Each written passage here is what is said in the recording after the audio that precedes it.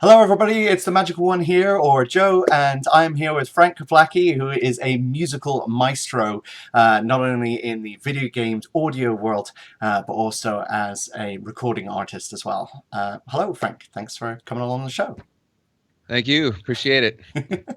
Now, there's a whole bunch of topics that I need to cover. You have a lot of talent in a lot of different areas, mainly music related and audio related, I guess. But there's a few things very much that you would be known for more than other things. A lot of people would know your name because it's associated with the Command and Conquer games, the series of games where you've done the vast majority of the music for the games, and obviously won awards for a few of them, including Hell March, which is probably the most well-known song from the game series. Indeed, indeed. Well, a lot of people probably won't know as much, even if they do know you from the video games world, as though you've also released a huge back catalogue of albums, not only with various bands, but also as a solo recording artist as well, including, I think it was with I Am, you had a number one as well in the US charts, is that right? Well, we had an album out. I don't know that necessarily got charted, but we had one of our songs used in Command and Conquer, the very first one, as a credits sequence. So that was fun. But actually, for me personally, the main reason I got you on the show is from when I was a kid. I had a PC when I was living in America, and there was no Windows. It was all DOS based. Hmm. And I absolutely fell in love with Lands of Lore: The Throne of Chaos, Oh, cool. which you did the music on, and it's been one of my favorite games since I was maybe about 7 years old. I have played it numerous times, not only as a kid, but then as a teenager, and then as a full-grown adult as well. Um, Hold uh, up as an. huh? Did it still hold up as an adult? Oh, hell yeah. Yeah, I've said so many times to friends of mine, they're saying, if you were going to make a video game, what would you make?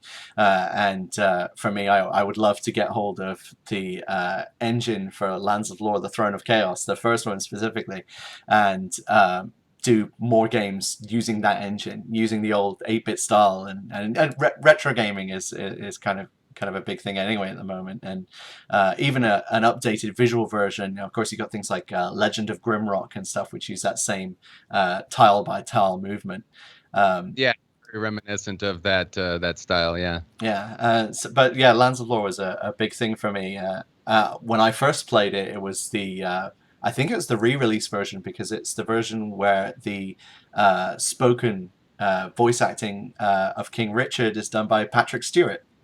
Yeah. Yeah. Which was really cool. Which wasn't on the original. And when I first did this YouTube channel, my gaming channel, one of the first games I did was Lands of Lore, and the only version I had was the version beforehand. So I did I did up to the point where the shareware demo that I played as a kid ended. Because I wanted to wait till I could find my disc, and I have actually found my disc of Lands of Lore, so I can play through the version with Patrick Stewart voice acting, and do that as a let's play on my channel. And I've just been waiting for the right moment. So after this goes out, that's what I'm going to be doing next, which is good fun. But yeah, man, Cool, man. the music Back stuck in there. and enjoyed those games. That's awesome. It was fun to work on. Um, but I kind of want to start at the beginning, really, because you've been in music for a very, very long time. And I believe you learned to play drums first as your first instrument when you were 8 years old. Is that right? That's right. That's when I got started. Anyway, yeah, I got.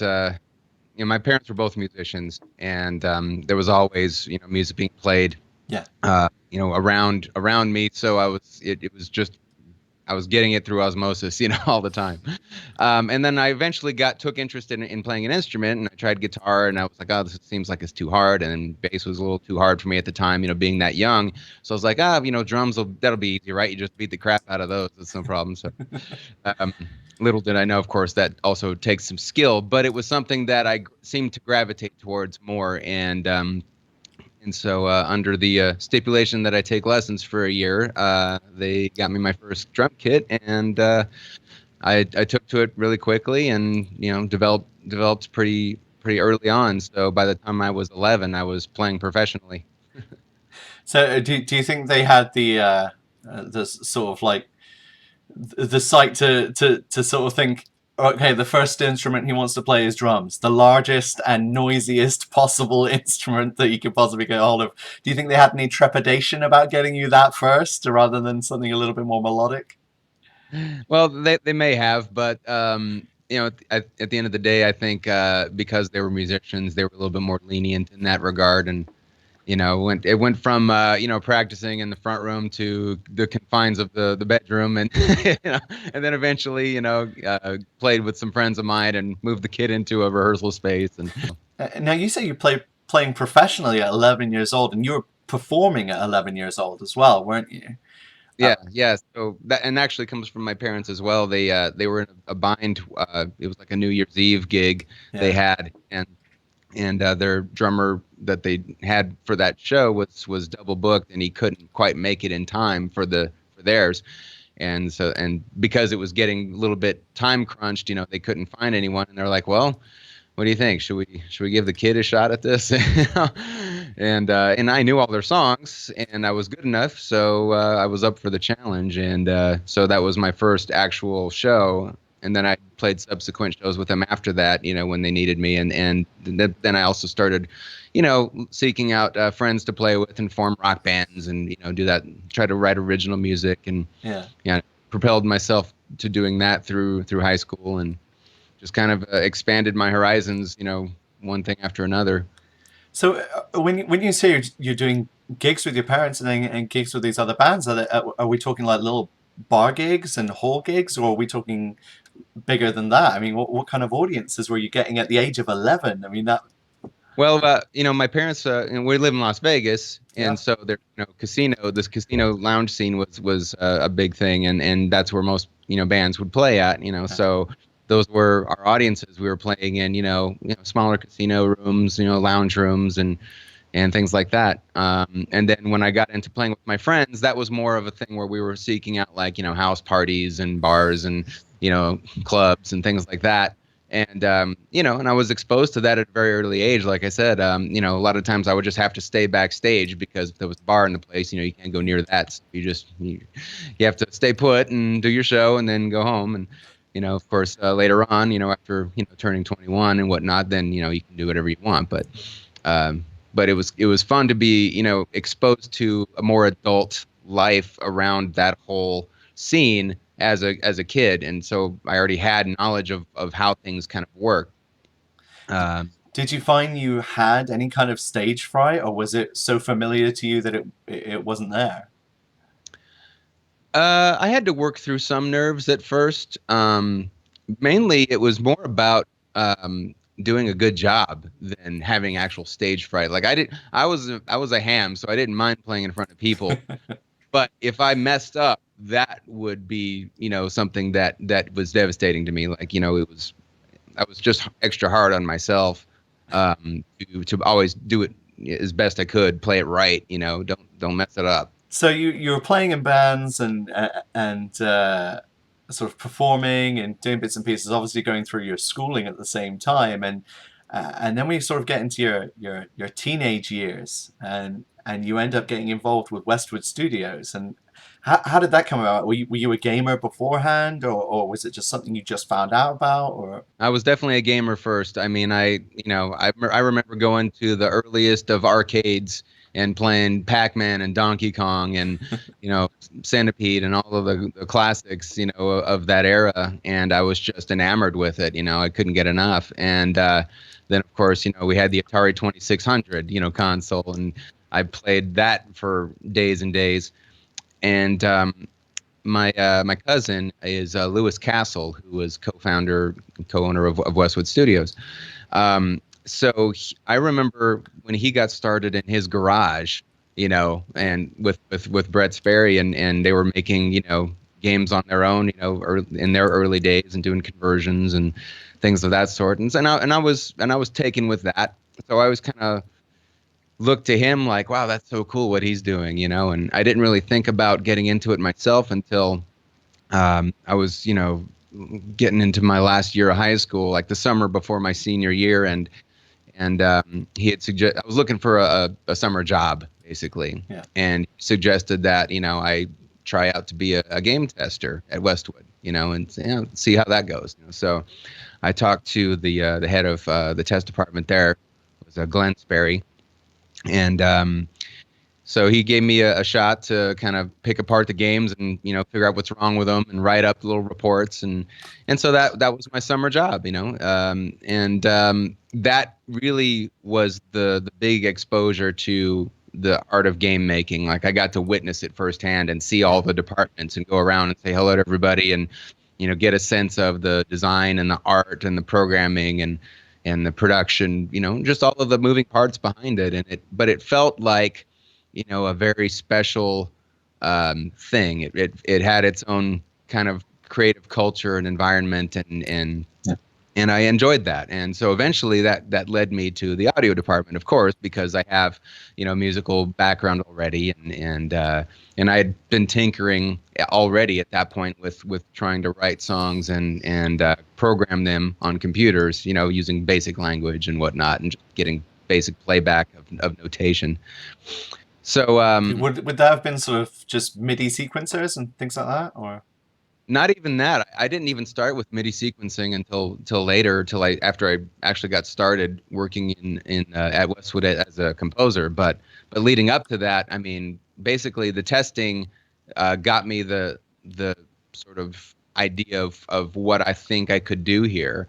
And after I graduated high school, I hit up the audio director, Paul Mudra, and I said, hey, I've got some demos of stuff, and I'd be interested in seeing whatever I could do for you, assistant wise, whatever, and so he listened to my stuff, and he recognized that I had a little something there, talent wise, and so he's like, well, we'll give you a trial run here and see how you adapt to some of our programs and whatnot, and then the rest was history. Basically, I got hired on full time, and composing became sort of my main thing. And I started on the Nintendo Entertainment System and hit every version of console and PC games since. Because you kind of, I mean, obviously you talked about Lands of Lore. You also did things like Eye of the Beholder 2 and several of the Dungeons and Dragons games. The Lion King game, which I think was the Lion King game a SNES game, wasn't it? A Super Nintendo game. Nintendo version is the one that I'd worked on. And then obviously things developed on with things like the Command and Conquer games, the Dune games, the Blade Runner game, and that's kind of all carried on and on and on until you're doing things like Star Wars Empire at War and things like that, and going. I know you've done a lot of indie titles in between and things like that, and it has it just been sort of one thing after another? Every time you finish something, another one comes along, or?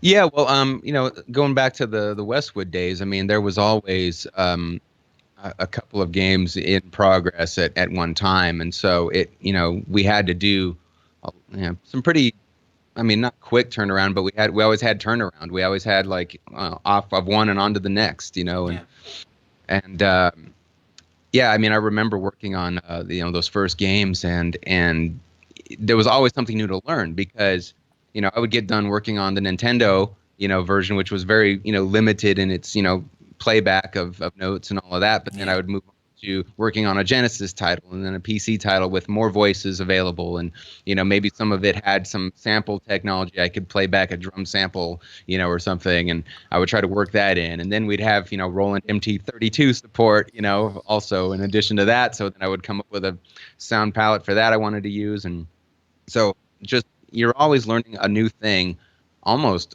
to with every product, because it's either in a different format or it's expanding its capability. So between both of those things, it's just you're always on your toes. You're always on your game and reading up on that stuff. Okay, how do I integrate it into this console, this new console that just came out? Now we have to do it for the turbo graphics. Now we have to do it for the Did, so did you find a lot of challenges in those early days? Because I remember when loading up DOS games and trying to get the sound to work on some games and things like that, you get so these drop down menus of whether you're playing the same music through either the Roland MT32 or Sound Blaster 16 or sure. MIDI. Like there was a bunch of different things, and obviously you had to make music that would work with a bunch of them and still get across the music that you wanted to make. Were there challenges in that, or was it just what you did was what they got, or how did that work out?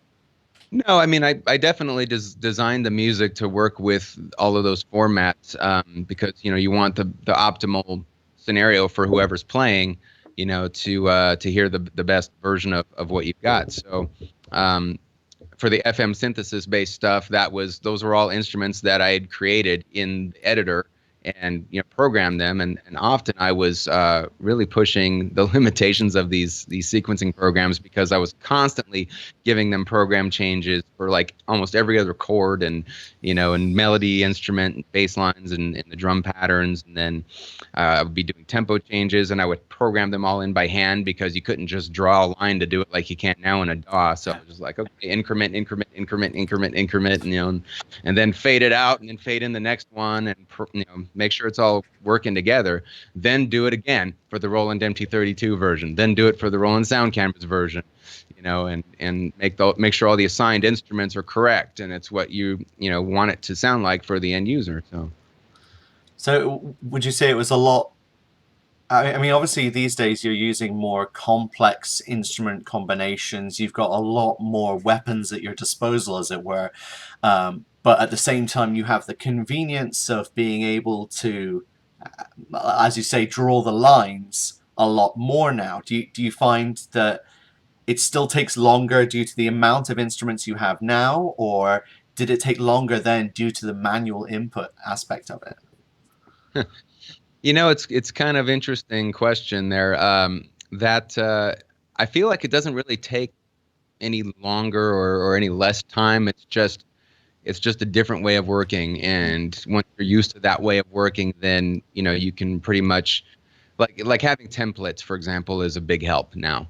So when you have a DAW and you're going to have to write some sort of orchestral piece, well, okay, I've got the best orchestral instruments now saved in a template. I just load that template and I immediately start composing.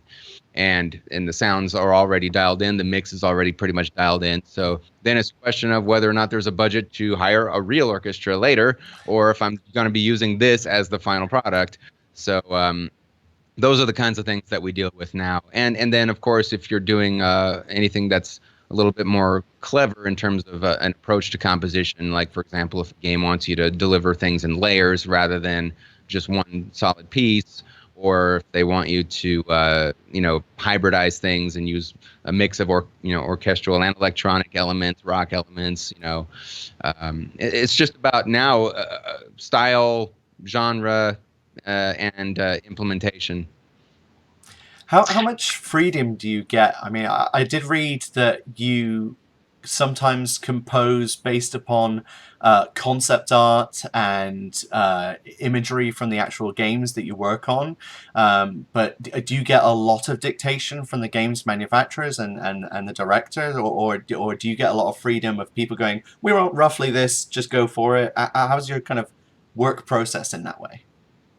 It's really game to game, project to project.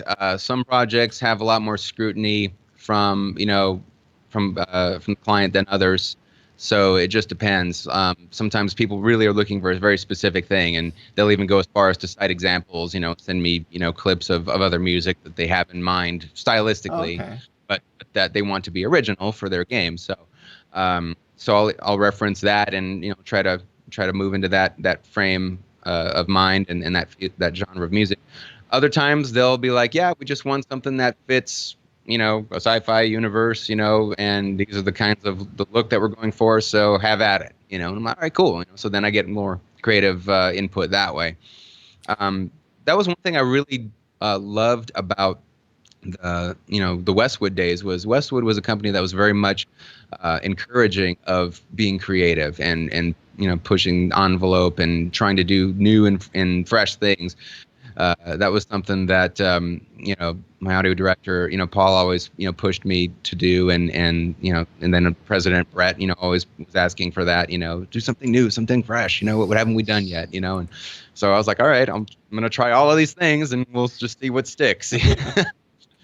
And that kind of gets into a bit of the Command and Conquer stuff. I mean, that very first game is so diverse in its sounds and soundtrack. It really was just a result of that. It was just, no holds barred, try everything. That sounds kind of nice, and sort of being at the pioneering edge of it and being able to experiment in that way is really must have been quite a nice feeling, being in that sort of ahead of everyone else to a certain degree.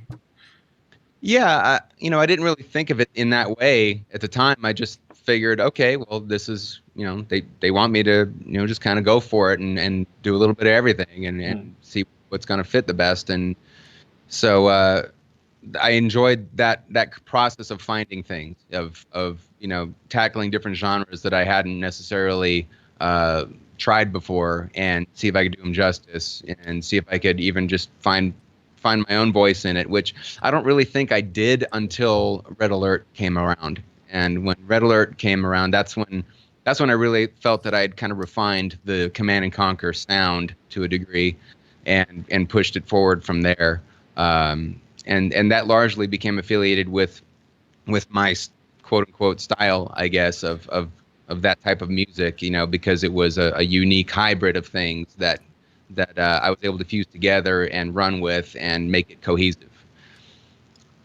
Well, obviously, you bring out Red Alert. Red Alert as won quite a few awards, not only as a game itself, but specifically for your audio as well, for the music, and I know Hell March specifically was obviously nominated for awards as well, and it's such an amazing mix of machinery, industrial metal, but with especially that sort of Soviet nod feel of oppression in choirs and strings and things like that. It is a real mishmash that ended up with something that fit the game just really to a T.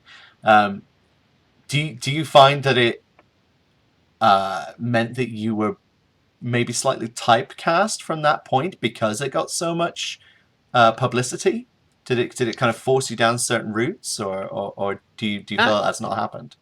I don't think so, because I mean that was one of many completely different types of projects that Westwood did. I mean, I had a good 12-year run with that company, and while the Command and Conquer stuff took off in popularity, I mean, we were doing all kinds of other stylistically completely different games. Like we did, the Legend of Kyrandia series, which was very like new age meets kind of funk, style, which is, a whole completely different sound. And, we did the Monopoly game for Hasbro in '95, and that was all like ragtime and jazz.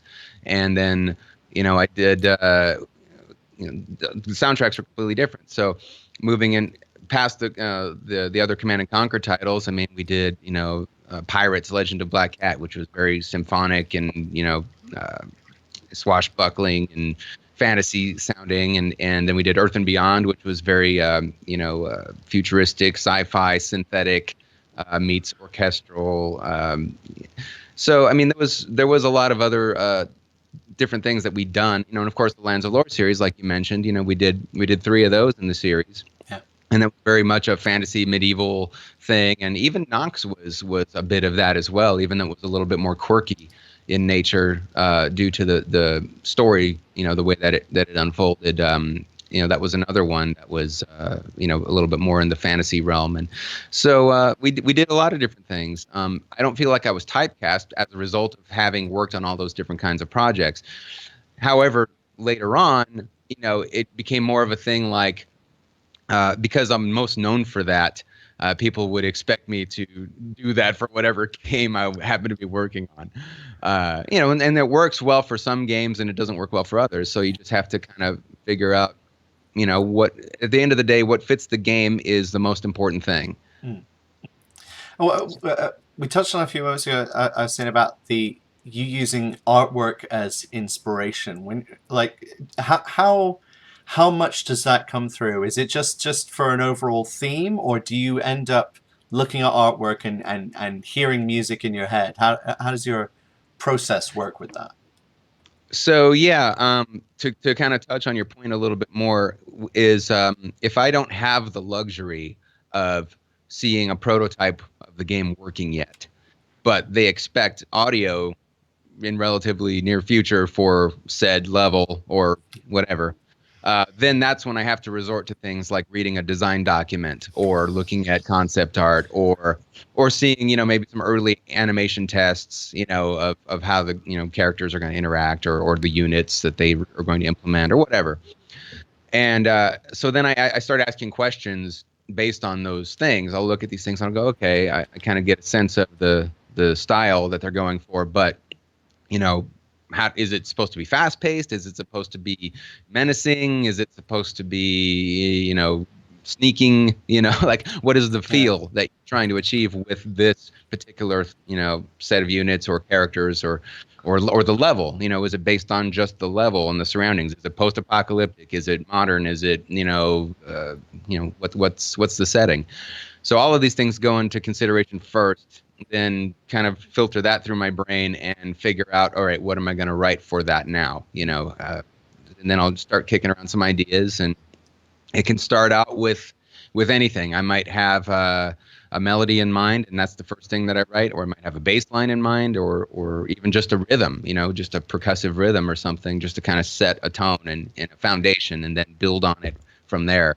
Until I'm happy with something, and then I present that and see if it fits what they had in mind. Is there a sort of a similar process when you do your own music or music with bands? Is there that kind of? Do you go through those kinds of thought processes of themes and sort of something you want to convey, or is it a very different process doing music that isn't related to games to doing music with games?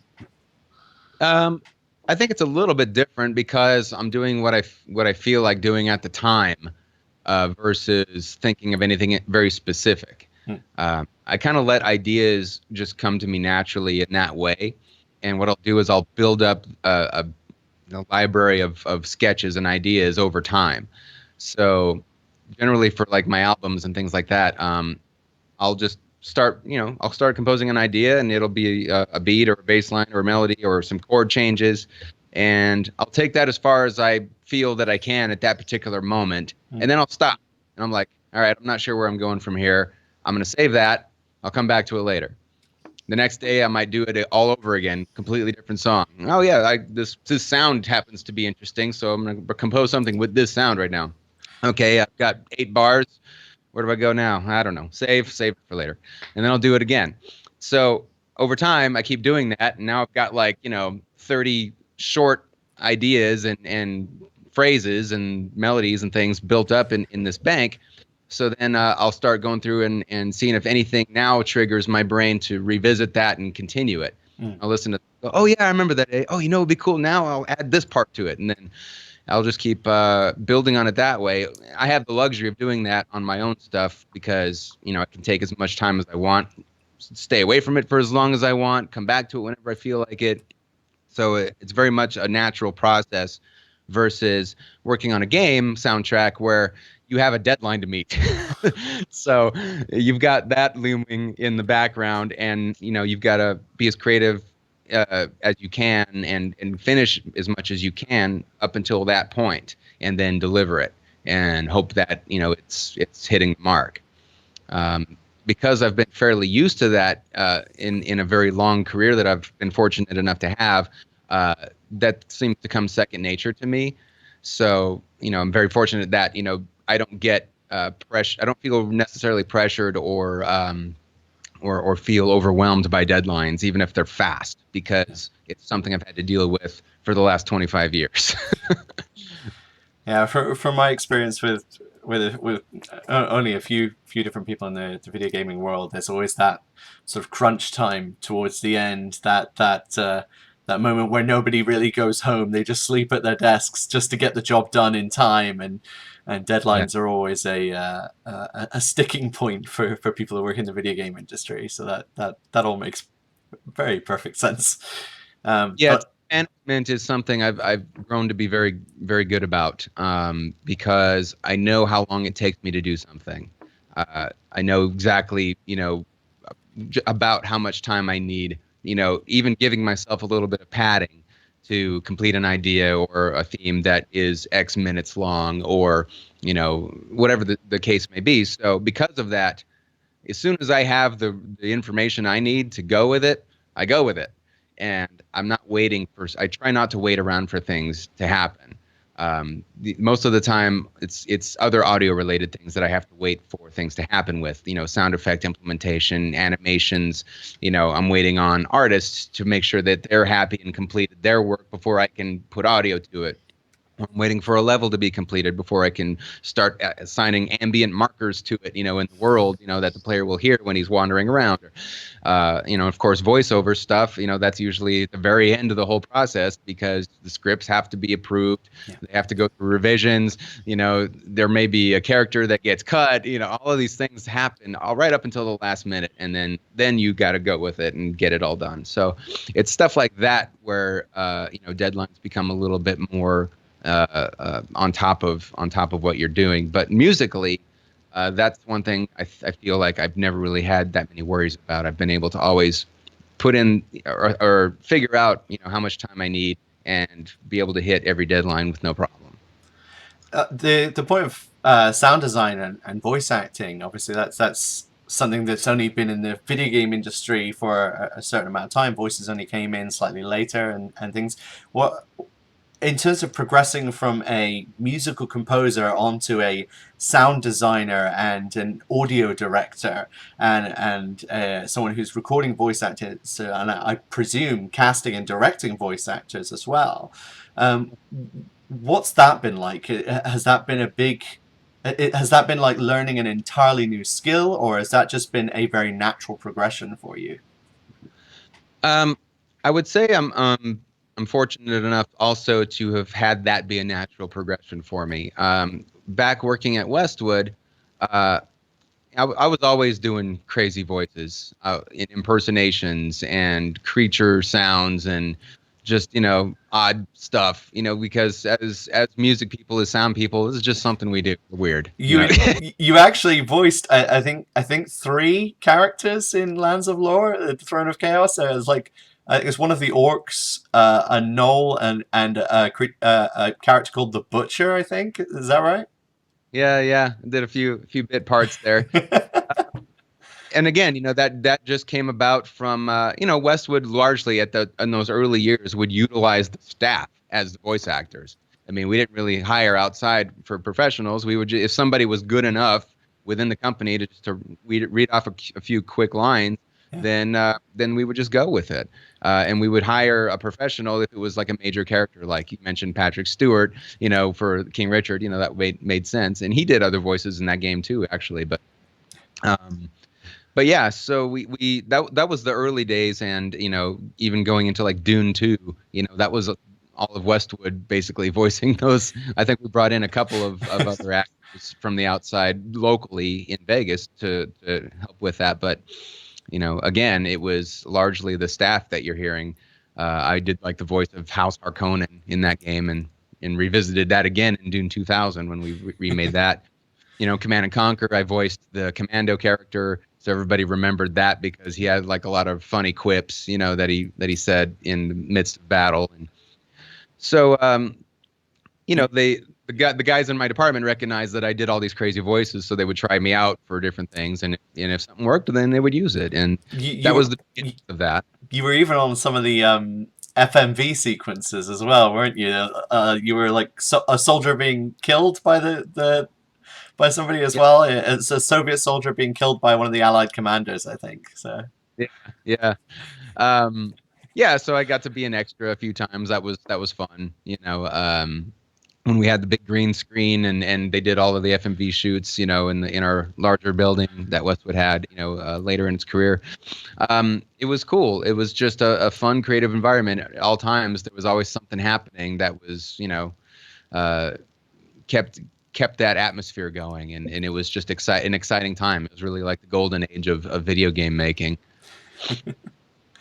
But I enjoyed that, and that led me into eventually, just watching and learning. I learned a lot from my audio director back then, and from my fellow, sound designers, and the people that I worked with and talked to and saw how they operated.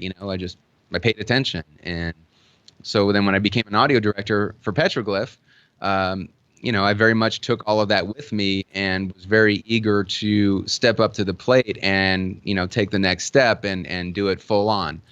And, it worked out fine. I consider myself to have a good ear for listening to all of the different aspects of audio for games and for that matter, anything else, television, film, whatever. I mean, it's all related now because it's all on par with the same quality bar. That's what everybody's shooting for. It's all this entertainment, all these forms of entertainment are trying to hit the same quality bar now, and have been for quite some time, in fact. So it's been a really fun journey to see how video games have started at such a primitive level to come this far to where it's, just part of all other media and entertainment that we look to have. I read a statistic which I will take with a pinch of salt. I don't know how accurate it is, but I did read that apparently the average American household now spends more time playing video games than they do watching TV.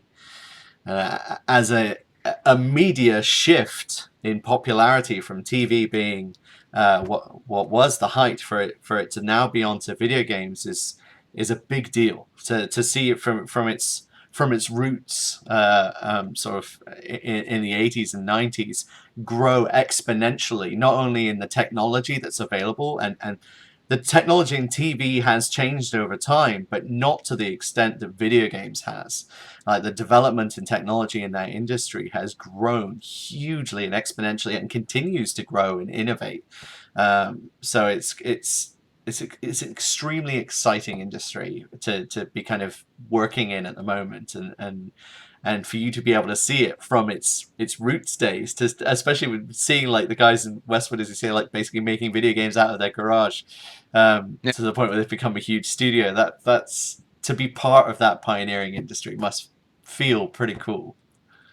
Yeah, it feels awesome, and that whole, like I said, that whole journey was what you felt really like you were part of something special. And whenever you made a game that you yourself thought was really fun, then you felt like, I think we're really onto something. This could be really cool. I think players are really going to enjoy this. I mean, that's certainly how we felt about Command and Conquer when we made the first one, because when we were testing it out, every time we completed a section of it, in the office, I mean, before the days of Ventrilo and all of that, we were just hitting our conference call buttons and we were trying to taunt each other over the speakerphone. So, we were having such a blast, and we of course we had no idea that it was going to be as ridiculously popular as it was, but we knew it was going to be special, though. We knew it was going to be fun. To my mind, I don't believe there's been a better game made than at what they do than the Command and Conquer series, whether that's through length of time and experience or just polish and attention to detail. Sure. Yeah, I mean, it's always tough to compete with the thing that kicks it all off, right? I mean, that's really the rub. But there's ways of still creating just as fun experiences, putting a twist on it. And that's a lot of what has really, kind of happened over the years with different other games. And I got to tell you, I really loved working on Star Wars Empire at War when when Petroglyph got started, and I came on board for that. That was like another sort of dream come true moment for me, because I'm a huge Star Wars fan already, and I know all of the audio for all of the movies like the back of my hand. So advantage already there getting started. But But the game genuinely to me was a lot of fun. It was a different twist on the RTS, with having the galactic mode and the space battles and then the land battles. I thought that was just like awesomely executed, Yeah. very seamless, and not only did it do justice to the Star Wars universe and that original trilogy vibe, but it also did a great service to the genre of RTS because it was something that was uniquely done, that I hadn't seen done in that way before. Yeah. No, it You know, was so the, it's kind of took the genre and shook it up a little bit, which is a nice way of doing it, and having that kind of microcosm, macrocosm look at it from the ground all the way into the different levels of space and beyond. And you obviously got access to the Star Wars sound library and a lot of the music by John Williams and the sort of the instrument sets used for that. And they got you to not only emulate John Williams's music, but also compose your own music within the Star Wars style. Is that right? yeah. So what we did was because I knew we were doing this, based on that original trilogy vibe, so I wanted to make sure that, we used John Williams' actual music in the places where, they're known to be, Yeah. On the designated planets and the space battles and the, all of that. And then what I did was, even as much as I wanted to just go gangbusters and like write a bunch of cool music in that style, I was like, all right, no, I'm a fan first. So as a fan, what would I want? I would want to hear the Williams music where it needs to be. Secondly, if there's new areas where that hasn't been explored that we're putting into the game, that's where I can take some liberties now and put in, my own compositions. And that's what I did. So my goal was to blend in to the rest of Williams' music and not be noticed. And I think I pretty much achieved that because all of the reviews and people that played the game, that really enjoyed it, took it as just that. They recognized where there was new music, but it didn't sound out of place to them. And that was the whole point. I wanted to blend in. And then, yeah, like you said, I had access to all of the signature movie sounds. However, you might be surprised to know that maybe only about 40% of those sounds make up the sound palette in the game. There's so many new types of sounds I had to create for the different units that I had to pay a lot of attention to making sound similar to vehicles that we are familiar with, so that it also felt like part of that universe and that felt like it belonged there. Who has ever heard of a lightsaber whip before, right? Yeah. So I had to figure out what that sounds like, or a TIE fighter tank that actually is on the ground. Okay, well, it's not going to sound like the ones in space. How do I, kind of try to find a roar that also is tracked, So, things like that. And that was so much fun. It was so much fun to create and play in that universe. And then, even with the voices, I had worked closely with the LucasArts voice department at the time because obviously they had already, cast dozens of Star Wars games, in their history and knew the guys to go to that could impersonate certain actors. And so I was like, okay. And but they were gracious about bringing me on board as part of that team so that I could also be part of the decision-making process and get the performances that we needed. And one of the fun moments that I remember from that was we listened to auditions for like Imperial stormtroopers, or not stormtroopers, Imperial officers. Yeah. That all had British accents, that would fit certain roles. And there was one guy I singled out, and I said, "All right, whoever this guy is, we need him to be General Veers, the guy that drives the big AT-AT walker, because he sounds just like him." And the guy's like, "Yeah, you're right, he does. Let's get him." So we got him in the booth. And he reads the script and he goes, "General Veers." He's like, "That was my dad." No way. So, yeah, it was. And his dad was the actual guy in the movie. So go figure. No wonder it was similar inflections and things from growing up. Wow, that's amazing. Yeah. So it was brilliant. Because on that, sorry, go ahead. I was going to say, including as part of that casting, you actually did the voices of IG-88 and Jabba the Hutt. Is that right? Yeah, that's right. Yeah, we did Forces of Corruption, the expansion pack, and they were doing the whole criminal side faction, right? The gangsters and the guys that are trying to manipulate and influence other planets. So I do a lot of stub basically for the game before we cast the actors. So a lot of time I'll just get on the mic myself and I'll voice 15 different characters, rather just fast and quick just to get the idea across. I have no intention of keeping any of it, but I'm doing semi impersonations of these characters just to do it. So and actually that's another funny story. We submitted our first milestone for Empire at War, and when I had done that, and the main audio lead at LucasArts was to review that and make sure we were on track for everything. So he listened back to it and he said, "Yeah, some of these voice actors don't sound like the guys." And I said, "Some." I'll take that as a compliment. He wasn't aware that we were just getting started. He thought it was like an actual final milestone of some sort. So that was kind of funny. But but anyways, yeah, Forces of Corruption, I did the same thing. I just stubbed in a bunch of characters and I did a Jabba impression and I did, what I thought would IG-88 would sound like. And again, LucasArts voice department, Will Beckman was my main contact there.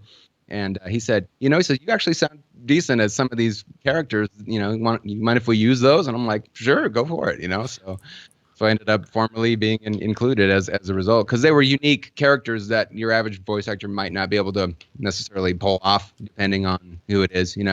I mean, how many people are going to go in and know how to speak Huttese, right? Not a common skill on someone's CV, I'm sure. Yeah. Yeah. So, and creature sounds and stuff, that are fun. Yeah. When, like I said, when you're a strange guy and you just go around and make weird sounds all the time, it just comes naturally to you. So with the voices of these characters, you weren't even thinking that they were going to be the final result. They didn't get you to re-record anything. It was just the ones you did. I may have re-recorded some of them to just improve the actual acting performance of them, but other than that, yeah, I mean, I really had no intention of thinking that it was going to stay. I honestly thought it was going to be replaced, completely.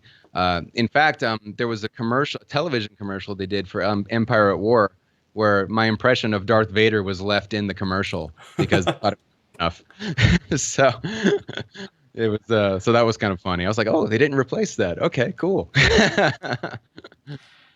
Obviously, say about your excitement of being able to work with all of these, with John Williams and music scores and the original sound effects. Now, you also got invited to the Skywalker Ranch in ILM, didn't you? Yeah. We got to go down there and tour the place, and it was really awesome. Yeah, definitely experience that I still cherish. Any excuse for me to get down to the ranch is I'll be there. would love working there. Skywalker Sound's an amazing facility. So obviously, being involved in the Star Wars franchise, like, it's so beloved by so many fans. Its fan base are famously rabid in many ways, but it's not the only time where you've worked with a pre-existing property as well. You also did the Blade Runner game, where you had to recreate a lot of the Vangelis music by ear. Is that right?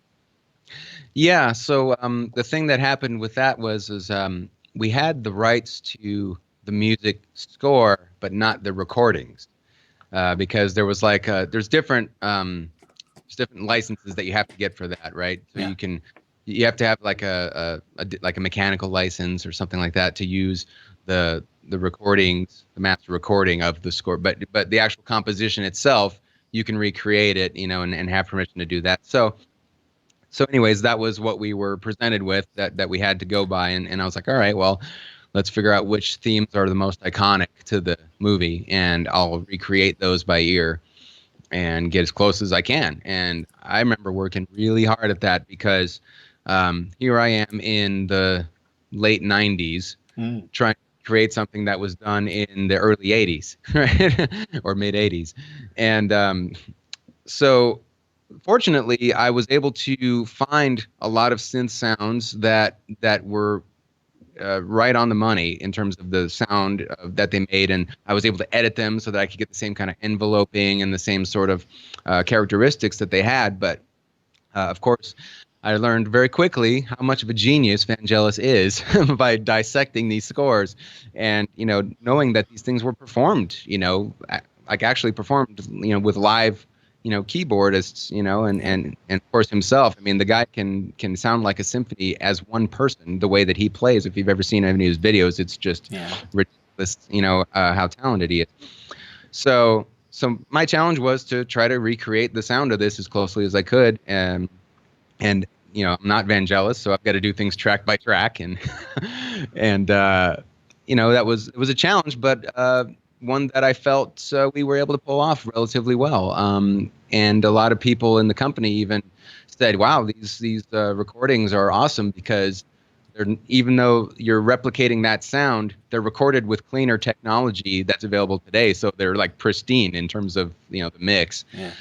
And so that was nice to hear, and and it was just a lot of fun, to recreate that, and add some of my own original material to that as well. Cool. Going back around that kind of time as well, you also did the Lion King game, which was a officially licensed Disney game, and you had to obviously rework the scores because things like the Super Nintendo couldn't reproduce the same sounds they would have used for the Lion King animation. So, what was that like? Was that more like deconstructing the music, or? Pretty much, yeah, because you're talking about a full symphony score, Hans Zimmer, brilliant score. I really enjoyed it. Not to mention all of the, the performed music in it, from Elton John and all of that. So that was a fun project because we got to kind of see a little bit of the inner workings of the making of the movie. I actually received copies of the demos of the music that weren't final for the movie. Wow. Elton John wasn't even singing on the stuff yet. They had another singer, who had some sort of an accent or whatever, singing, from the moment we're on the planet, and so that was kind of funny. And but yeah, I got to hear the score basically before it was released, and pick it apart and figure out how am I going to make this work on the Super Nintendo, because again, I've got like 6 monophonic channels to utilize. However, one advantage that the Super Nintendo had was that you could sample your own instruments into it. You would have to really pack it into a very small space, but you could do it. So I actually recorded one of our Westwood employees singing the and I just crushed it way down as far as I could. Wow. And with the song so that you could hear some of that singing with it. And I sampled all of the instruments from the synths that I had, so at least it could have its own characteristic, and it wasn't like this FM synthesis thing that was commonly used in a lot of other games.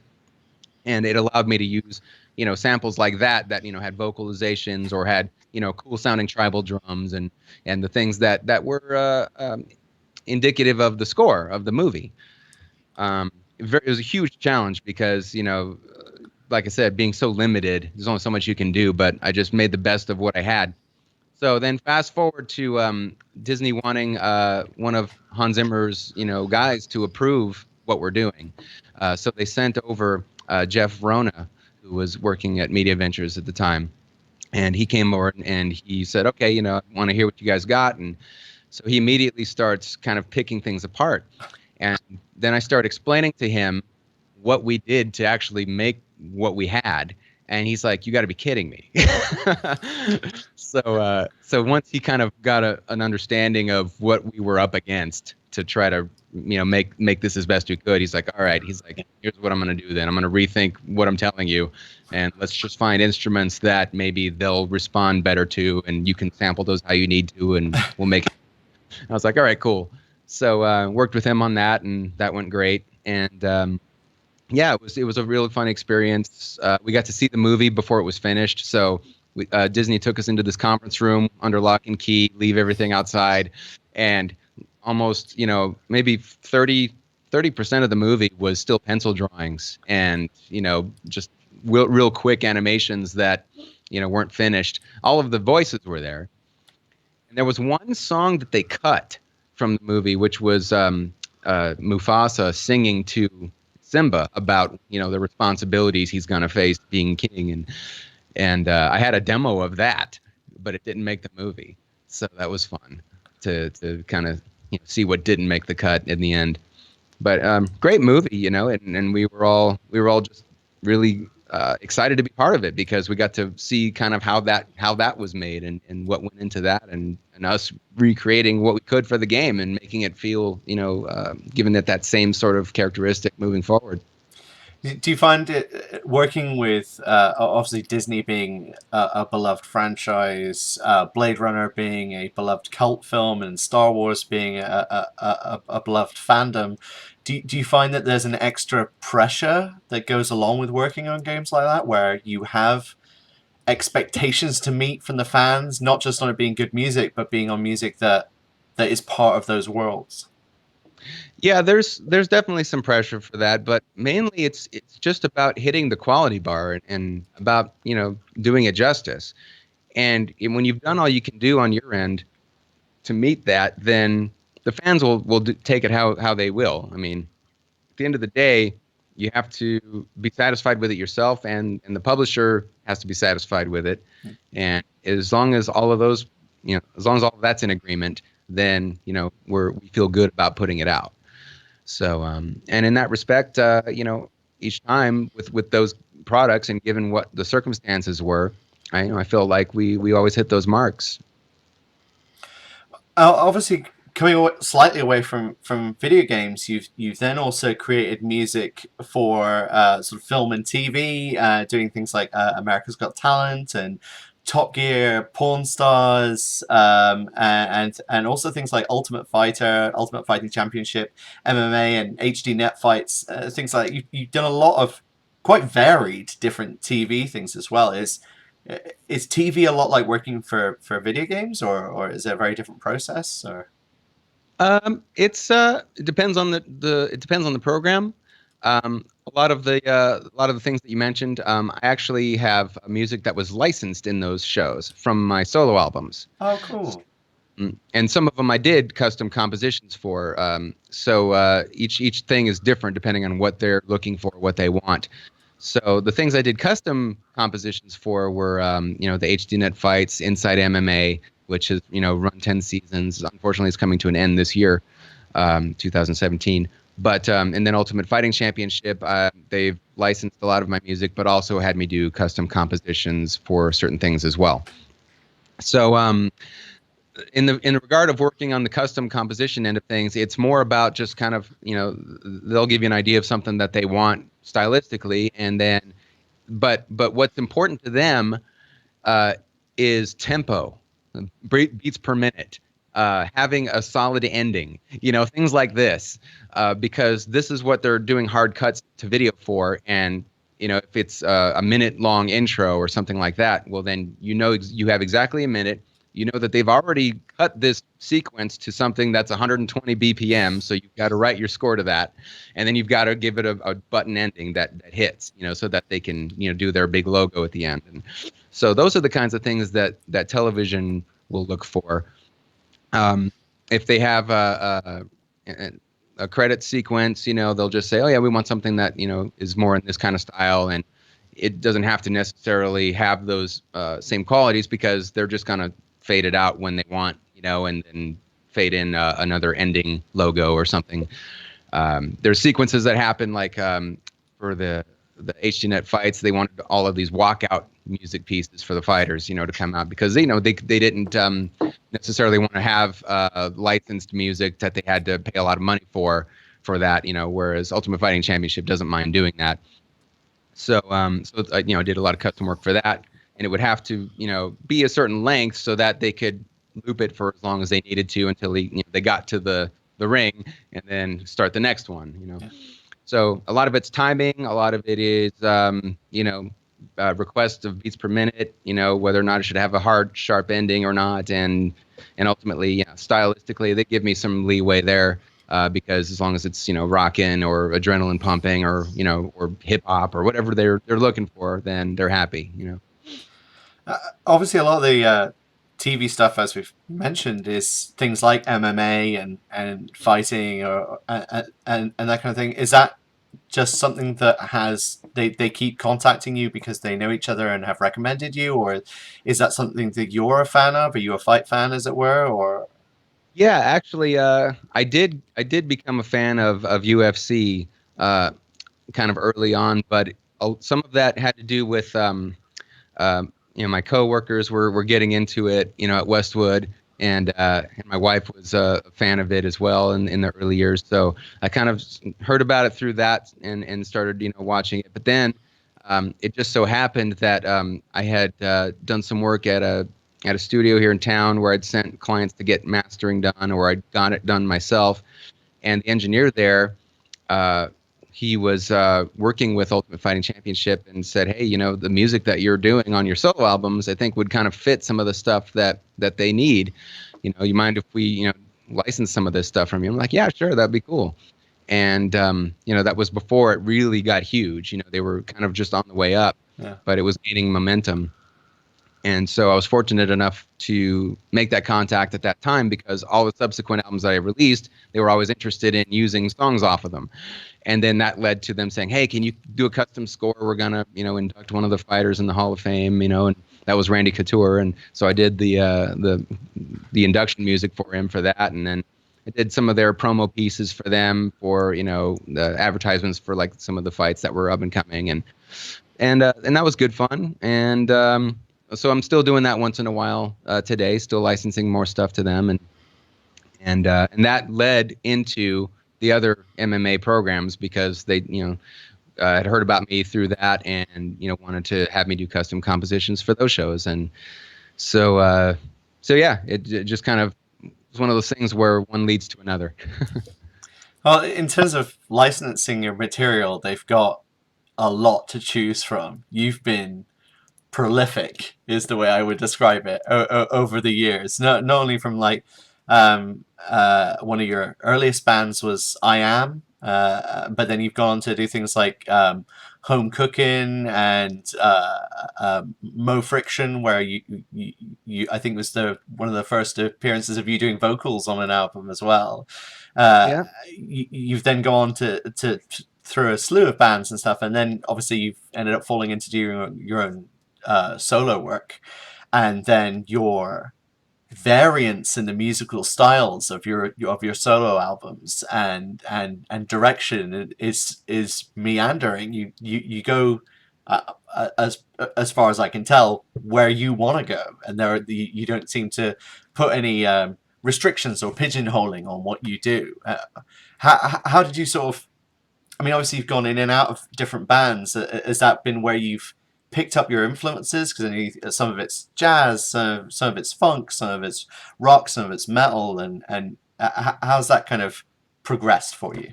So it's all kind of happened at once, really. It wasn't like I did one and then went to the next and went to the next. I kind of converged all of these things simultaneously over the years, and so to kind of just put a bit of history to it, I've always had diverse musical styles growing up, and I went through my phases where I paid attention to one particular genre, for intensely for a while, Yeah. and then once I, got my fill of that, I started branching off and listening to other things.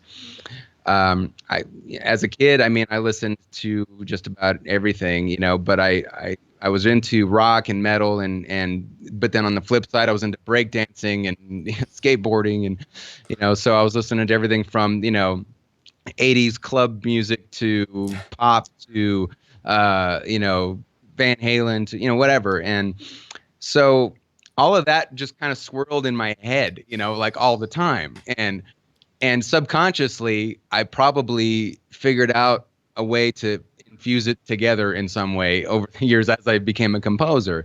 As I started out as a drummer, I basically learned how to play other instruments out of a need that would arise. For example, when I got into my first like original band project, I wanted to do original rock project with my friends, and they would be writing stuff, and I would want to write with them.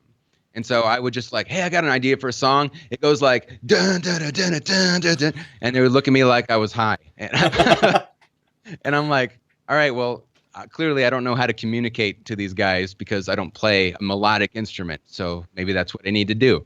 So then I got a keyboard and I started learning how to play keyboard. And then eventually in high school, I picked up a guitar. I finally learned how to play guitar a bit.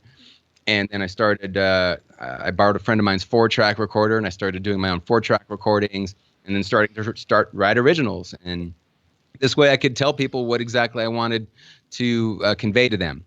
I could say, yeah, this song I have is in the key of E, and it goes like this, and I could play it for them, So that was the start of that. And then moving forward, of course, being a gamer, being into computers and all that, I was wanting to, emulate, some of the things that I heard from video games that I liked, and I would try to put them together. And I was like, well, what would it sound like if I made a breakdance beat and played heavy metal guitar over it? And I would just come up with these weird things that I didn't think would be used for anything or go anywhere. But lo and behold, as I, got the gig at Westwood and was encouraged to be that creative and go all over the place, well, eventually that would refine itself. So, I could make sense of taking Iron Maiden harmony guitars and putting them to, funk beats or something. I could make sense out of taking orchestral music and putting it to, rock drums or whatever, medieval classical stuff and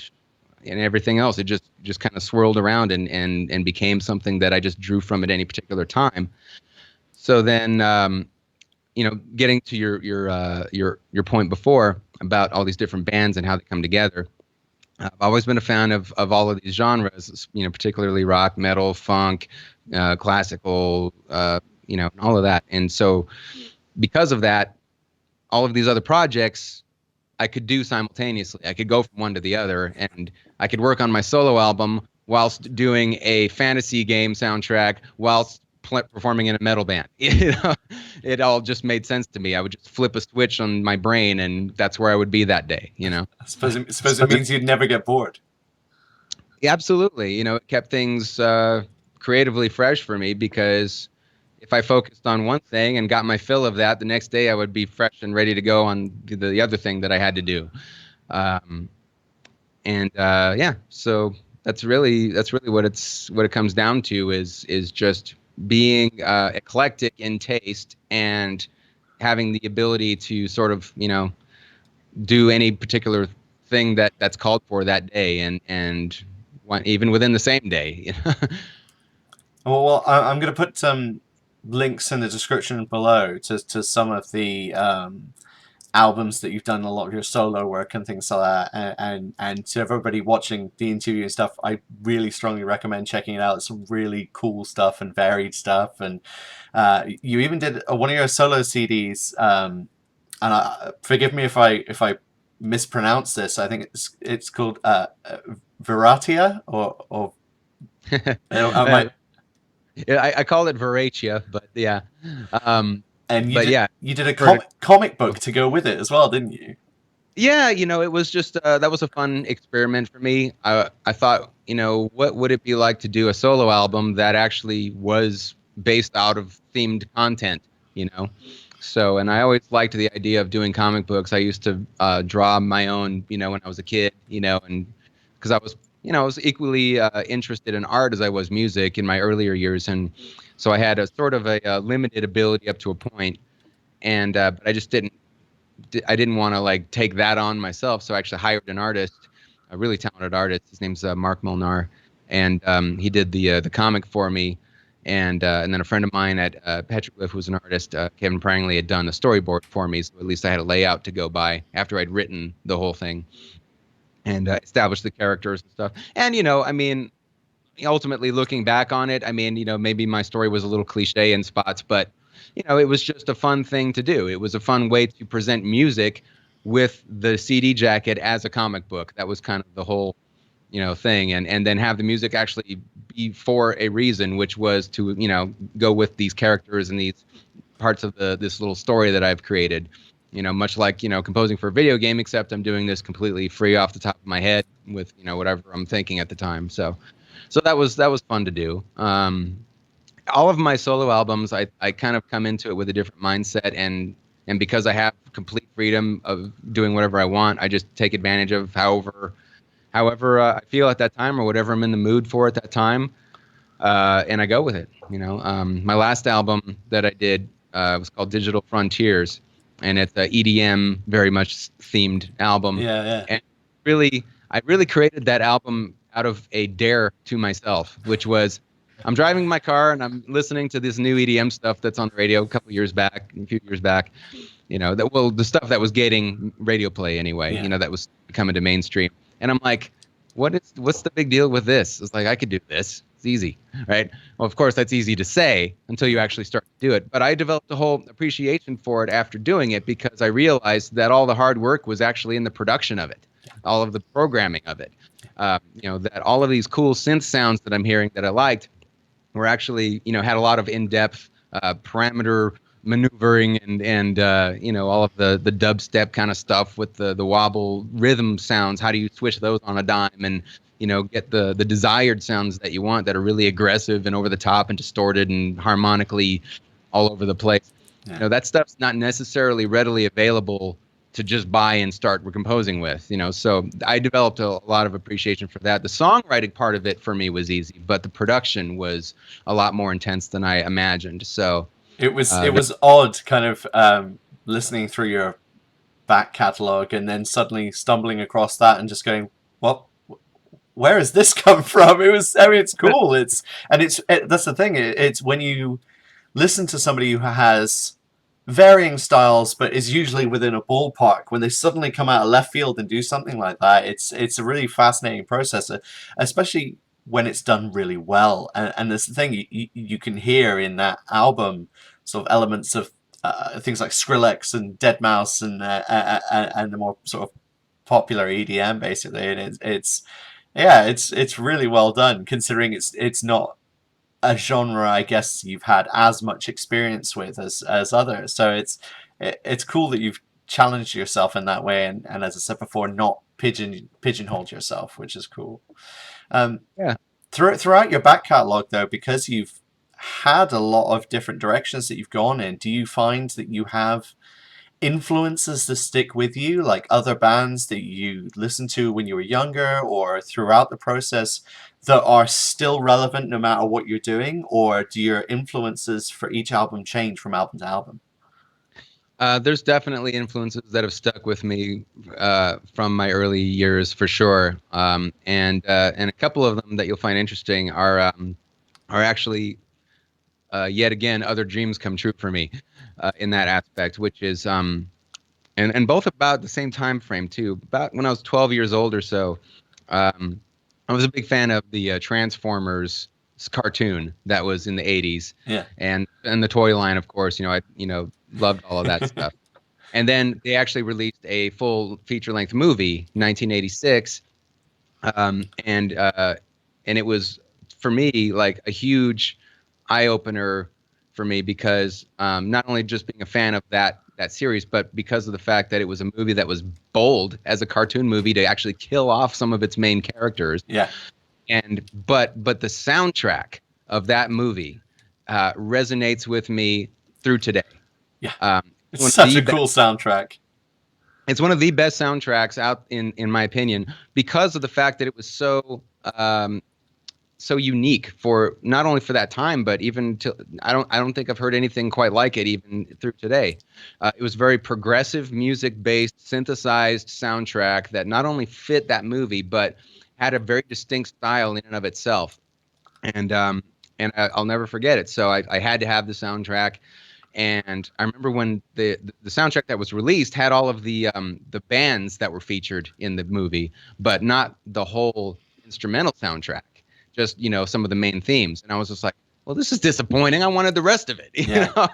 So, and that's, of course, by a composer called Vince DiCola. He also did the Rocky IV soundtrack.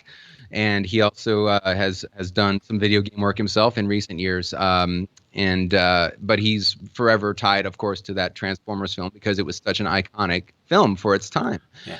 So fast forward to, years later, I actually got in touch with him because a good friend of mine did an interview with him and knew that I was a huge fan. So he was asking me for questions that would be unique to the interview that no one else would probably think to ask him. And so I was like, oh yeah, that's awesome, So I came up with some and contributed to the interview, and so then Vince had emailed me directly and said, hey, I understand that you contributed to this interview, and I wanted to thank you for your questions because I could tell they came from somebody that knew what they were talking about. And I was like, oh, cool, man, that's awesome to hear from you. I'm like, honored, and you've been a huge influence on my composing ever since then. And a lot of his work, admittedly, I have used as an influence through my Command and Conquer stuff and anything that's sort of that hybridized rocktronic vibe that I go for. Yeah. His influence is in there, especially anything progressive, or some of the kind of chord choices.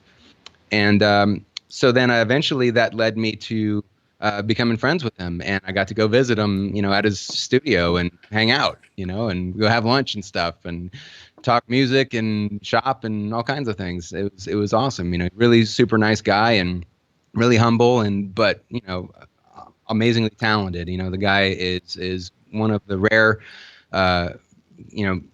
performers and composers that I've ever known and or met that I can really say is just an amazing person on top of their talent. And also another completely different thing. Around the same time, I was a big fan of funk music, or getting into it at that time. Yeah. And it was because of a band called Sly and the Family Stone. I had seen a movie called Woodstock, which was, of course, a concert film, which was, in the late 60s, all of the bands of that era that were popular at that time played this festival. It was a historic festival everybody knows about. And you had bands like The Who and Santana and 10 Years After and, Grateful Dead, Jefferson Airplane, Janis Joplin, all of these great famous artists of that era performed there. Well, Sly and the Family Stone was also one of these artists at the top of their game at the time. So I didn't know much about them other than having heard some of their hits on the radio. But I liked what I knew of theirs. I just, was more into the rock thing at the time. And so I was waiting for Jimi Hendrix and Santana and all that good stuff. And then Sly and the Family Stone segment comes on, and they just blew me away. Just that whole live performance of theirs in Woodstock is so legendary. They got 400,000 people in the middle of the night, like 2, 3 in the morning, whatever it was, to just get off their seat and, cheer and chant and sing back to them. And it was like the most amazing thing I've ever seen through a television set, no less, not even having been there. And I said, that's what I want to do someday. I want to play that kind of music that would move people in that kind of way and get to that point. So that's what made me really want to chase funk music, on top of everything else that I was doing. And so that led me to, eventually being in that band Home Cookin', because I met those guys and really liked what they were doing in the funk direction. And that led me to meeting one of the members of Sly and the Family Stone through the internet. When the internet became more of a place, that you could surf around and communicate with people through, there was a Sly and the Family Stone fan site that was out at the time, and they would kind of post news bits on what the members were up to at that time. And I thought that was interesting, so I'd read about it. And one time they said, hey, it's Jerry Martini's 50th birthday. If you want to write an email in and wish him happy birthday, we'll forward it to him. And I was like, well, that's kind of cool. So I didn't expect to hear anything back. I just wrote, a quick note. Happy birthday, Jerry. Hope you're doing well. Love your music. Love everything Sly and the Family Stone has done. You're such an important part of history and music, and I appreciate it. And I'm playing in a funk band now with horns because of that. And I'd love for you to hear it sometime. But, anyways, have a great birthday. And that was it. So then he wrote me back personally after having received it. And again, here I'm like floored. I'm hearing from this guy. Yeah. And he says, hey, that's really cool. Thank you for your message, Frank. I'd love to hear your band. Send me a CD. Here's my address. And I was just like, you got to be kidding me. So I was like, well, this is awesome. So we became email buddies, and I sent him the CDs, and he really enjoyed them. And he's like, man, band sounds great, man. So we kept in touch. And then when he started touring with the Family Stone again, then he would, invite me out to the show and, get me a comp, to get in, see the band, go backstage, whatever. And that was so much fun, and I got to see him perform with Prince, when they were touring with him for a short time. And it was awesome. Anyhow, in 2008, I had just seen them perform in Vegas, and they were in the midst of making some changes, to management and a couple of the members. And he gave me a call on the phone, and he said, "Hey Frank, listen, we've just changed a couple of our members, are not going to be available for the gig. So one of those chairs happens to be the drums. Would you be interested in being our new drummer?" And I was just like, "You got to be kidding me." Let me get my jaw off the floor first, and then I'll answer. Yeah. So that was like huge. And of course, it's like, yeah, I would love to do it. I'm working full time at Petroglyph at the time. So I was like, how am I going to make this work? And he's like, well, we mainly tour on weekends, so if you can just take a couple of days off here and there, that'll be fine. So I made that work for a few years while the original drummer was unavailable and until his return, and the original drummer, of course, being Greg Arico. And so he returned to the band. I was totally fine with that. I was like, yeah, great. I'm glad you can do it again. You're one of my idols, so, and I got, for a brief period there to tour with the band. So it was incredible. That must have been amazing. It was. I had to smack myself on stage. I was just like, no, that's not a tribute band. That's actually them. That's crazy. Just all the sort of happenstance, the random connections that meant that you got to that point. It's so rare things like that happen. That's amazing. It really is, and all I can say about that, when people say, or you were so lucky for that to happen, or I was like, well, yeah, there's luck, but there's also putting it out there in the first place. Everybody that knows me knows that how much I love Star Wars. So after Westwood had closed and Petroglyph had formed, well, it just so happened that the first project they got offered was a Star Wars project.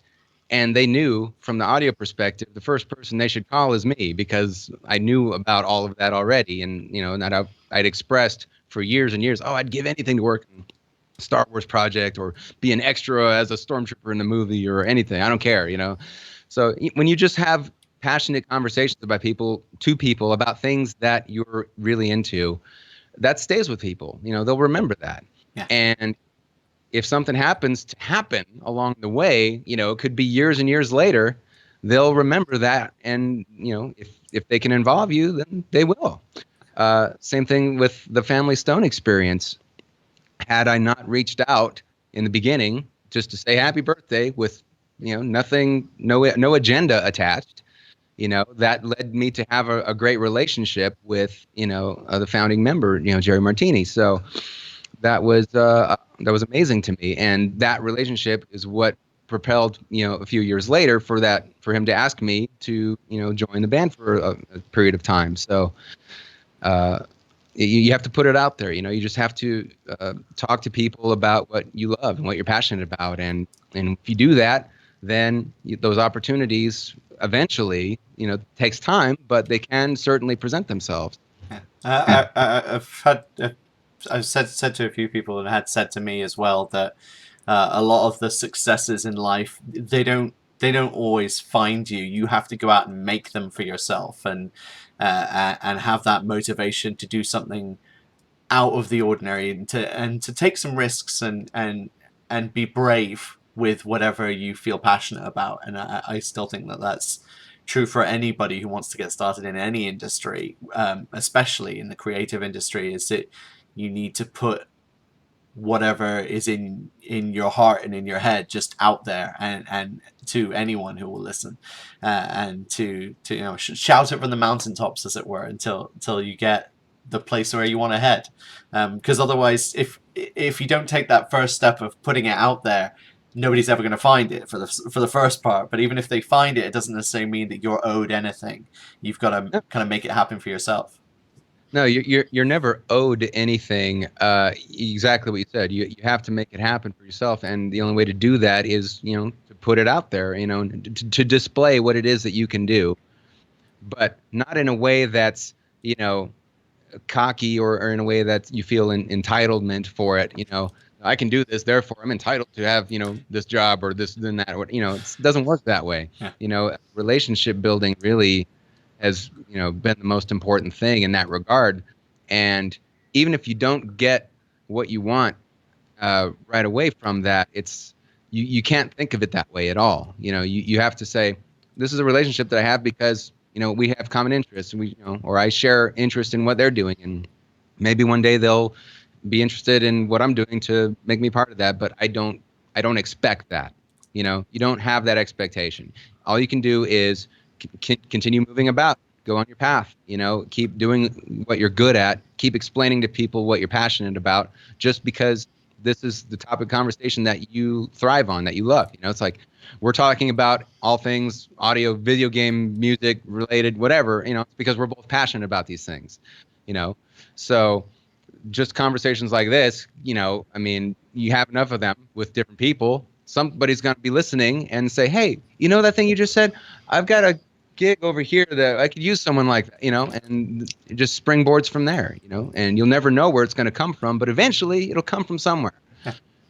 I got into the video game industry kind of as not really thinking about the long term of it. I got into it thinking, oh, this is a fun gig until I'm in a band that gets famous and tours the world and sells albums, But 10 years later, I've tried my best with these different bands that I've had these projects with that, we've tried to propel as far forward as we can. We would get to a certain point and we couldn't do anything else or didn't get the deal we wanted or whatever. So then at that point I looked around and I said, I've been doing this video game thing for 10 years. I have a career. What am I doing? It's like, why am I still chasing this other pipe dream now? When I've, clearly leveled up in other ways, and in roundabout sort of ways, still kind of got what I wanted, just didn't really think of it in that perspective. Instead of being on a million albums everywhere, I'm on a million game soundtracks out there. Instead of touring the world, people around the world are familiar with my work because I've contributed to these fun, really awesome games, and so I just kind of had to tweak my mindset on the whole thing and make an adjustment and move forward that way and go, okay, well, I'm going to just be a performer and write my own albums, as a hobby, more or less for fun. And if something happens with those, great, but I'm not going to worry about it because now this is where my focus is. This is clearly what I've meant to do because I've been doing it this far, and it seems to be the thing that has paid off for me. So, that's kind of where I made that point of adjustment in my thinking, and just kind of looked at it that way moving forward. I still enjoy all other aspects of what I do and the performance and the creative things, other projects and film stuff or TV stuff. But ultimately, the video game thing is obviously what has been my main career for, like I said, 25 years now. So just keep moving forward with that, and everything else falls into place as it will. You've also kind of got to combine the two slightly as well by playing with Tommy Tallarico for the Video Games Live Orchestra as well. What was that kind of like as an experience, sort of combining your performance and rock star aesthetic along with video game music and a celebration of video games at the same time? How was that? Well, I think it's a great idea that Tommy came up with. When he first kicked that off, the idea of having a symphony show that plays the greatest hits of video games, basically, and because that's what young people connect to now. Years and years ago, it was all about the classics, your Mozarts and your Beethovens, and you went to see the symphony, you went to see a really great composition being performed. Then it went to movie themes. It was about, okay, well, the next generation identified with movie soundtracks more than classical music, so that was what they were more interested in. So you had symphonies taking on that. And then now we're, obviously in this generation where video games have become a major, entertainment medium that, all ages are familiar with now. And so because video game themes have a lot of iconic, great scores by, great composers out there that have stuck with people, that are memorable, it only makes sense for that to be celebrated in a symphonic environment too, which then again will reinvigorate interest in the symphony from a younger generation. So I thought that was really a great thing. And so, and I'd often thought about the idea in the past of, performing some of the, CNC stuff and whatnot live, with a band and that kind of thing. And I just never pulled the trigger on it because, I don't know. I never thought that there was that big of an audience for it, to be quite honest. I've always kind of maintained a more humble and maybe perhaps a little naive uh, stance on the whole thing, because I still couldn't believe how popular those soundtracks were when it was happening. Like, it was baffling to me. I was like, really? I was like, how, really? It just didn't really sink in. But yeah, with being able to play that live for the first time with Video Games Live was so much fun for me as a performer, number one. But and having a symphony behind you, is incredible. There's no other feeling like it. Even in all of the different band scenarios I've been in a performance situation, that is yet another thing that feels different. And it's awesome. So and of course, to kick that off in my hometown in Vegas, that was the first time we did it. That was awesome. That was like perfect. And we've done subsequent shows with them since, whenever I can get myself out to do a guest appearance. But another experience that I had, which was equally like mind blowing to me, was going to the Netherlands for the Games in Concert 3 that they did. And they were doing, it's a very similar thing where the Metropole Orchestra there was doing, another greatest hits of video games concert. And they had also some guests for that show. And I was invited to go and perform for that. And at the time, Hell March 3 had just come out with Red Alert 3. So they wanted to do that version of the score, since it was different than what I'd done at Video Games Live. So, had an arrangement done for that. Had a great arranger that worked with on that, Jules Buckley, who's coincidentally now the head conductor for Metropole Orchestra. And I went out there and performed, and I could not believe the roar of applause when they just announced that I was there. Like, I got chills up my spine. I was just like, oh my gosh, this is huge here. And they had a great band performing with me. It was a band called After Forever that was pretty popular in that area and in Europe, and they were a touring band in their own right. So the fact that they're backing me was also like, it's like, I can't believe this is all happening. And great group of people. Everybody was so nice and so cool. And as soon as I got done performing, and rocked out and had a great time, I go to take my seat back in the audience because I was enjoying the rest of the show. And I gotten out of my, stage get up and everything. And as soon as I got through the door, I get mobbed. People are just coming up to me, oh my gosh, dude, I got stuff to sign. And I'm like, well, let's wait till after the concert, and the ushers are coming in and wrangling everybody back to their seat. And there was a line wrapped around the whole building for the rest of the night after the show, just so to take pictures and sign autographs, and I was there until they closed the place down.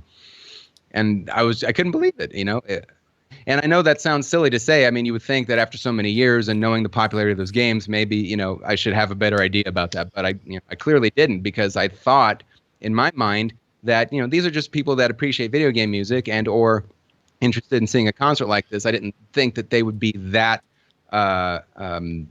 into wanting to meet me or that sort of thing. Yeah, so that was another mind-blowing experience for me, because I'm like, wow, this is still huge. And of course, I've come to the realization after attending like video game conventions like PAX or Gamescom that the community for video games and for video game music, for that matter, is rampant. And it's as huge a thing as anything else, because like any other form of music, there is an audience for it. So whether you like it or not, doesn't really matter. There's a huge audience for it somewhere. And that's where it is, and it's a beautiful thing. Well, Frank, thank you so much for having a chat with me and talking about all your different projects, and thank you so much for all the media you create, whether it be voice acting, audio, music. Just thank you very much for hanging out with us. Appreciate being on, and it was a good chat. If you guys want to check out any of Frank's work, there's links in the description below. He's got a website online that you can see most of his projects at, which is frankklepacki.com. There'll be a link down there. There'll also be links down there to CD Baby, where his solo albums can be seen on there. You're working with Petroglyph on and off because you're contracted out to them, but you're a freelancer. Is that right? Yeah. I'm currently freelancing all different audio services for different video games at this time. Petroglyph, I'm still doing audio direction for them, but it's on a contract basis as of right now. Yeah. And you've just done the 8-bit series, which is 8-bit armies, 8-bit hordes, and 8-bit invaders, and a VR game called Cursed Sanctum. Is that right as well? Yeah, exactly. Yeah, Petroglyph did the 8-bit trilogy all through last year, and that was a fun revisiting the RTS, genre again. More back to the old school way of playing. Like the CNC audience, I think would really appreciate these games because it's very much like that. And the Cursed Sanctum was another developer called Arabian Arts, and they did a VR experience, for Gear VR, and it's on the Oculus Store, and it's just a really great looking fantasy themed, it's kind of a choose your own adventure kind of style game in a way, and really gorgeous to look at and go through. And I got to do the audio and voiceovers for that game, so that was a lot of fun. Perfect. So if you guys want to check that out, go to the links in the description. As I said before, I'll also put some music links to his music as well. And yeah, I'll see you guys next time. Take care.